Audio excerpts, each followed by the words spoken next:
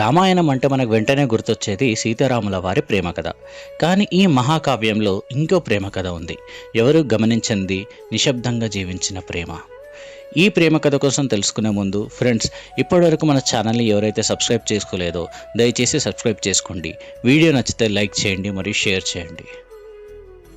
రామాయణంలో నిశ్శబ్దంగా జీవించిన ప్రేమ అది లక్ష్మణుడు మరియు ఊర్మిళాదేవిది. లక్ష్మణుడు తన అన్నయ్య కోసం ఏదైనా చేయడానికి సిద్ధంగా ఉండే వ్యక్తి. ఊర్మిళ అతని జీవితంలోకి వచ్చినప్పుడు ఆమెకు అతని భర్త మాత్రమే కాదు, ఆమె ప్రపంచం అయిపోయాడు. వారి జీవితం ప్రశాంతంగా సాగుతుండగా ఒకరోజు అయోధ్యలో జరిగిన ఒక నిర్ణయం అన్నీ మార్చేసింది. శ్రీరాముడు వనవాసానికి వెళ్లాల్సి వచ్చింది. లక్ష్మణుడు ఒక్క క్షణం కూడా ఆలోచించకుండా నేను కూడా వస్తాను అన్నయ్యతో అన్నాడు. ఆ మాట విన్న ఊర్మిళ గుండె ఒక్కసారిగా బాధతో నిండిపోయింది. కానీ ఆమె అడగలేదు నన్ను ఎందుకు వదిలిపెడుతున్నారు అని.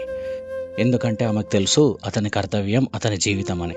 లక్ష్మణుడు ఆమె ఎదుట నిలబడి ఏమీ చెప్పలేకపోయాడు. మాటలు రాలేదు, కానీ కన్నీళ్లు అన్నీ చెప్పాయి. ఆ క్షణంలో వాళ్ళ మధ్య మాటలు అవసరం లేదు.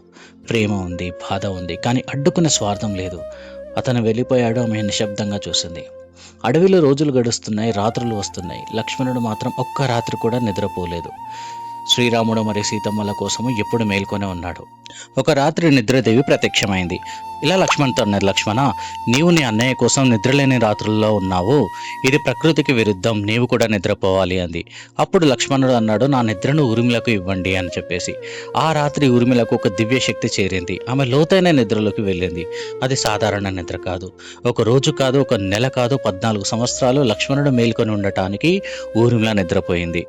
అతను తన కర్తవ్యాన్ని నెరవేర్చడానికి ఆమె తన జీవితాన్ని నిశ్శబ్దంగా అర్పించింది. అయోధ్యలో అందరూ ఆశ్చర్యపోయారు. ఇది ఎలా సాధ్యమో అని. మహర్షులు వచ్చి చూశాక అర్థమైంది ఇది సాధారణ నిద్ర కాదు, యోగ నిద్ర అని చెప్పేసి. 14 సంవత్సరాల తర్వాత లక్ష్మణుడు తిరిగి వచ్చాడు. అతను నేరుగా ఊర్మిళ దగ్గరికి వెళ్ళాడు. ఆమె ఇంకా నిద్రలోనే ఉంది. నెమ్మదిగా ఆమె కళ్ళు తెరుచుకున్నాయి. ముందు కనిపించింది లక్ష్మణుడు. ఆ క్షణంలో మాటలు లేవు, ప్రశ్నలు లేవు, కేవలం కన్నీళ్ళు మాత్రమే. ఆ కన్నీళ్లలో 14 సంవత్సరాల బాధ ఉంది, ప్రేమ ఉంది, ఎదురుచూపు ఉంది. ఈ ప్రేమలో కలిసి గడిపిన రోజులు లేవు, చెప్పుకున్న మాటలు లేవు, కానీ త్యాగం ఉంది, నమ్మకం ఉంది, అంతులేని ప్రేమ ఉంది. అందుకే రామాయణంలో అందరూ రాముడి ప్రేమనే చూస్తారు, కానీ అందులో దాగి ఉన్న ప్రేమ లక్ష్మణుడు మరియు ఊర్మిళది.